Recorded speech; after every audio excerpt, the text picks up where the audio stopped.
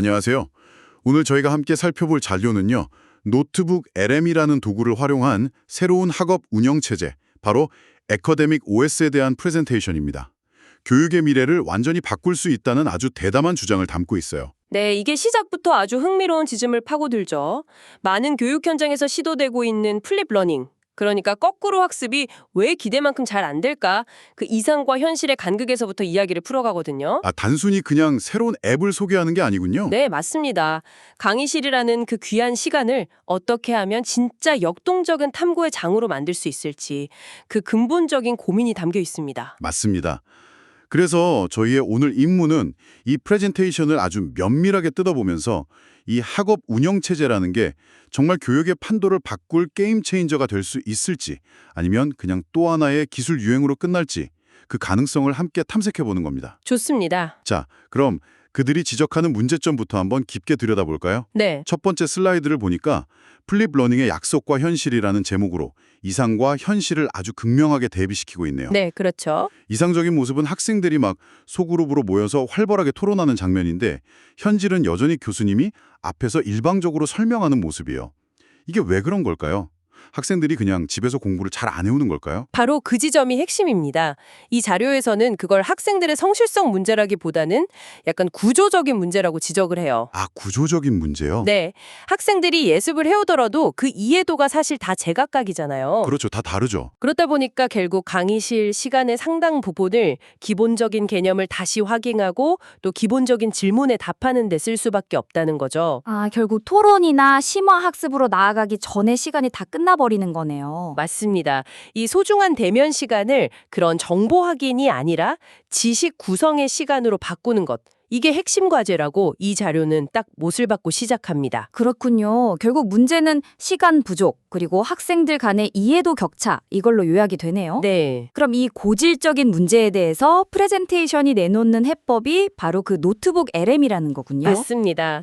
슬라이드를 보면 뭐 PDF, 영상, 웹사이트 같은 온갖 자료들이 한 곳으로 막 모이는 그림이 보이는데 솔직히 이건 그냥 클라우드 드라이브랑 뭐가 다른가 싶기도 하고요. 좋은 질문입니다. 바로 여기서 학업 운영체제, 애커데믹 OS라는 개념이 중요해집니다. 학업 운영체제요? 네. 노트북 LM은 단순한 파일 저장소가 아니에요. 이 자료의 표현에 빌리자면 학생 개개인에 위한 개인화된 AI 연구 조교가 되는 겁니다. 개인 AI 연구 조교요? 네. 가장 결정적인 차이점은요. 이 AI가 교수가 제공한 자료, 즉 소스 안에서만 생각하고 답변한다는 점입니다. 인터넷 전체를 막 헤매는 게 아니고요. 교수가 설계한 안전하고 신뢰도 높은 정보에 울타리 안에서만 작동하는 거죠. 잠깐만요. 소스 안에서만 적동한다는 게 좀 이상하게 들리는데요.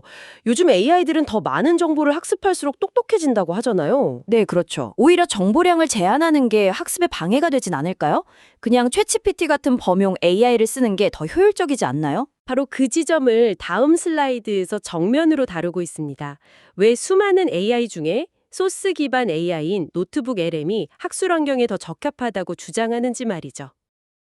그 차이점이요? 네. 왼쪽에 있는 일반 생성형 AI는 인터넷의 방대한 정보를 기반으로 하잖아요. 그래서 가끔 사실이 아닌 정보를 그럴듯하게 지어내는 정보 왜곡, 즉 할루시네이션 현상을 일으킬 수 있습니다. 그렇죠. 환각 현상이라고 하죠. 네. 학술적 정확성이 생명인 교육 현장에서는 이게 정말 치명적일 수 있거든요. 알겠습니다. 그러니까 이건 뭐 창의적인 글쓰기나 아이디어를 얻는 용도가 아니라 주어진 시험 범위 안에서만큼은 절대 거짓말을 하지 않는 AI를 만들겠다는 거군요. 정확합니다. 모든 답변에 대한 근거가 명확하게 제시되니까요. 답변에 달린 그 출처를 누르면 원문으로 바로 이동해서 확인할 수 있다는 기능이 그래서 중요하군요. 네, 맞습니다. 그래서 다음 슬라이드의 비유가 아주 절묘해요. 노트북 LM을 믿음직한 교수님으로 그리고 챗GPT 같은 일반 AI를 변덕스러운 천재 교수님으로 묘사하고 있습니다. 비유가 재미있네요. 표로 보니까 차이가 명확합니다. 믿음직한 교수님은 시험 범위 내에서 깊이 있는 분석을 돕는 사실 기반이고, 변덕스러운 교수님은 온갖 지식을 동원해서 창의적인 아이디어를 주는 아이디어 기반이다. 그렇죠. 전자는 출처가 명확하지만 후자는 출처가 불분명해서 학생이 직접 검증해야 한다는 거고요. 네. 결국 이 자료가 주장하는 건 노트북 LM이 학생들에게 무한한 정보를 그냥 던져주는 대신에 정보의 근거를 확인하고 비판적으로 사고하는 학문적 기본기를 훈련시킨다는 겁니다. 뭐랄까 안전장치가 있는 똑똑한 스파링 파트너 같은 거네요. 네, 딱 그런 셈이죠. 이론적으로 아주 이상적인데요. 근데 막상 교수 입장에서 생각해보면 이런 맞춤형 AI 학습 공간을 만드는 게 보통 일이 아닐 것 같거든요. 그렇죠. 그럴 수 있죠. 강의 준비만 해도 바쁜데 AI까지 설계해야 한다면 실제로 구현 가능한 워크플로우를 제시하고 있나요? 네, 프레젠테이션에서도 역동적인 수업은 우연히 만들어지지 않는다.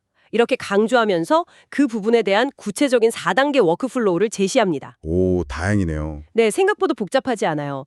핵심은 교수가 사전에 체계적으로 AI 학습 공간을 설계해서 단순한 파일 묶음을 학생들의 어떤 질문에도 답할 수 있는 맞춤형 AI 전문가로 변신시킨다는 겁니다. 그 4단계 워크플로우 어떤 것들인지 궁금한데요? 우선 0단계라고 되어 있는 게 좀 특이하죠. 네, 0단계요. 지능형 자료 수집인데요. 교수가 주제만 딱 던져주면 AI가 연구 계획을 짜고 관련 자료까지 모아준다는 겁니다. 이게 가능하다면 강의 준비 시간이 정말 획기적으로 줄겠죠. 와, 그게 가능하다고요? 네, 그 다음 1단계는 이제 익숙한 거죠. 강의안, 논문, 영상, 음성 파일 같은 핵심 자료들을 업로드하고요. 네. 2단계는 2025-102풀 플립러닝 전략처럼 이름을 딱 붙여서 체계적으로 관리하고요. 아, 정리하는 단계군요. 그리고 마지막 3단계가 아주 흥미롭습니다. 구글 클래스룸 같은 학습 관리 시스템하고 연동을 해서 과제로 내주면요. 학생들 각자가 자신만의 복제된 AI 학습 공간을 갖게 된다는 겁니다. 아, 모든 학생이 똑같은 걸 쓰는 게 아니라 자기만의 AI를 하나씩 갖게 되는 거군요. 맞습니다. 이 배포 방식이 정말 중요합니다. 모든 학생이 하나의 AI랑 대화하는 게 아니라 각자 자신만의 AI 조교를 갖게 되는 거죠. 와. 그러니까 다른 학생 활동에 영향을 받지 않고 독립적으로 그리고 아주 깊이 있게 자료를 탐구할 수 있는 환경이 만들어지는 겁니다. 자, 그럼 이제 모든 준비가 끝났습니다. 교수님이 잘 설계한 AI 학습 공간을 학생들이 각자 하나씩 갖게 된 상황. 네. 이제 수업 시간에 이걸로 대체 뭘 할 수 있는지가 가장 중요하잖아요. 강의실 풍경이 어떻게 바뀌게 될까요? 이 프레젠테이션의 하이라이트라고 할 수 있는 부분이죠. 5가지 구체적인 실시간 상호작용 전략을 제시합니다. 5가지 전역이요? 네, 여기서부터 강의실은 더 이상 지식 전달의 공간이 아니라 학생들이 각자의 AI 조교와 함께 지식을 탐구하고 또 동료들과 협력해서 새로운 의미를 구성해 나가는 역동적인 학습의 장으로 지나기 시작합니다. 와, 기대되는데요. 5가지 전략 하나씩 살펴보죠. 첫 번째는 실시간 심층 Q&A네요. A와 B의 차이점을 3가지 측면에서 비교해줘. 같은 고차원적인 질문을 AI 조교에게 던지게 하는군요. 그렇죠. 이건 마치 학생 옆에 24시간 대기하는 조교가 딱 붙어 있는 것과 같은 효과겠어요? 두 번째 전략은 여기에 재미를 더합니다. 게이미피케이션 기반 지식 확인. 지금까지 배운 내용으로 퀴즈 5개를 내줘.처럼 즉석 퀴즈를 풀게 하는 건데요. 아, 퀴즈요? 이게 단순히 지식을 확인하는 걸 넘어섭니다. 퀴즈를 풀면서 학생 스스로 내가 뭘 알고 뭘 모르는지를 파악하게 되죠. 이걸 메타인지 학습이라고 하는데 학습 효과를 높이는 데 아주 효과적인 방법입니다. 흥미롭네요. 처음 두 전략이 개인의 이해도를 높이는 데 집중했다면 다음 전략부터는 협력학습으로 확장되는 것 같습니다. 소그룹 협업과 AI 기반 종합 분석이라는 세 번째 전략이 눈에 띄네요. 네. 예를 들어서 A그룹은 찬성 입장의 자료를, B그룹은 반대 입장의 자료를 각자의 공유 노트북에 모으게 하는 겁니다. 네, 그렇게 한 다음에요? 그런 다음 AI에게 A그룹과 B그룹 자료의 핵심 논거를 비교하고 공통적으로 인정하는 사실은 무엇인지 정리해줘. 같은 융합적 분석을 요청하는 거죠. 와, 이전에는 학생들이 밤새워 해야 했던 자료 분석과 종합을 AI가 순식간에 처리해 주니까 학생들은 그 결과를 바탕으로 더 깊이 있는 토론에만 집중할 수 있게 되는 겁니다. 와, 이건 정말 강력한데요. 단순히 정보를 요약하는 걸 넘어서서 여러 관점을 비교하고 종합하는 역할까지 AI가 해주는 거군요. 네, 그렇죠. 네 번째 전략인 마인드맵을 활용한 실시간 개념 시각화도 비슷한 맥락이겠네요. 복잡한 토론 내용을 시각적으로 정리해서 전체적인 구조를 파악하게 돕는 거고요. 맞습니다.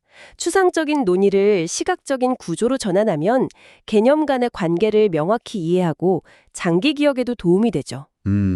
그리고 마지막 5번째 전략은 이 모든 학습 과정을 하나의 결과물로 완성시킵니다.